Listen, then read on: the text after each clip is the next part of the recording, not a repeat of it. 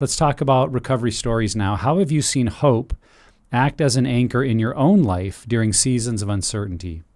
Mm-hmm. Yeah, I mean, I feel like with this idea of hope, there can be a lot of baggage. And historically, even people would feel guilt if they didn't feel hope, right? That it was almost like a moral statement about them, right? If they don't have hope, they must be doing something wrong.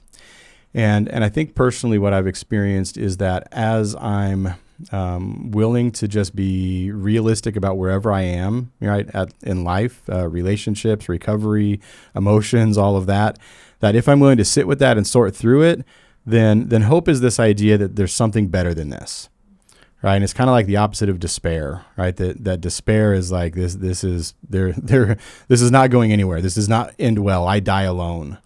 And so I think personally, hope has been the byproduct of doing some hard work and being able to really truly believe that there is something better than this, right? Mm-hmm. There is something better than either brokenness or pain or hurt or fear or bitterness or, whatever that kind of yucky stuff is that we live in a lot of times. But it's the byproduct of hard work.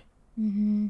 I think for me, it has more to do with just recognizing that my ability to have hope is tethered to my ability to trust God and trust his plan for me, because I know that when I start to doubt that God can do what I don't think he can do, then I start to feel hopeless.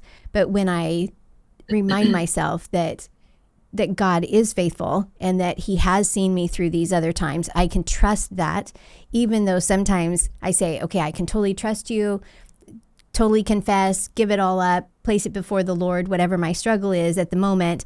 And then 2 minutes later, I've taken it back and I start to feel hopeless and doubt God and try and figure out, okay, what is this supposed to look like on my own? I could do this, this, this, and this. But I think that most often when I can feel hopeful, it's when I go back to recognizing that God is so much bigger than I am. And he has, he's capable of fixing anything. And I can trust that. And because I trust that, my hope is anchored in him. Yeah.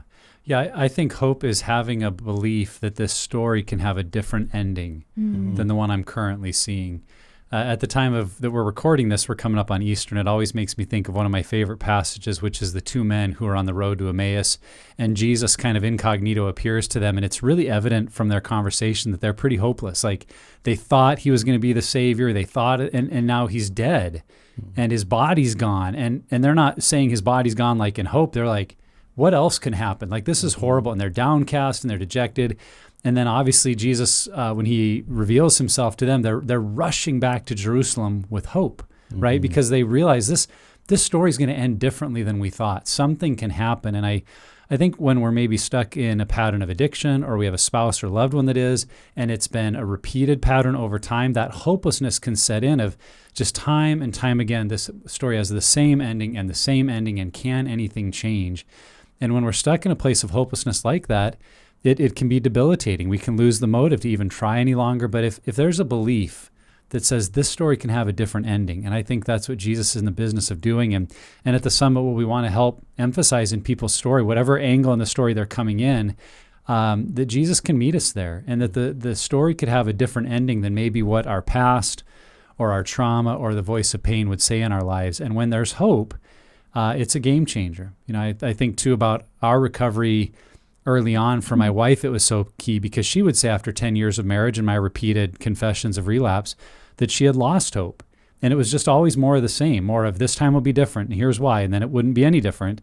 But when we started, groups and counseling, like we were actually doing some things differently. I was being required to do some things differently with the tools I was using and the group I was going to. And I almost feel like I literally could see hope coming back to her of like, this is different. This isn't just more of the same. Like, we're actually doing something different, and it gave her hope, and that was a game changer. Yeah, there's also like as you're saying that these similar ideas of that there's something better, and it's okay to say I don't know how to get there, right? Sometimes we will undercut our hope because Yeah. we don't know how to get there. It's impossible. It's impossible. Like, given what I know, given the things I've tried, all the successes and failures, how can I have hope if I don't know how to get there? Right. And I think, to me, that speaks to the trust part of of what you're saying, Heather, is that, okay, I believe it's possible. I don't know how it's going to work out, right? I believe, help my unbelief kind of statement, but it is possible.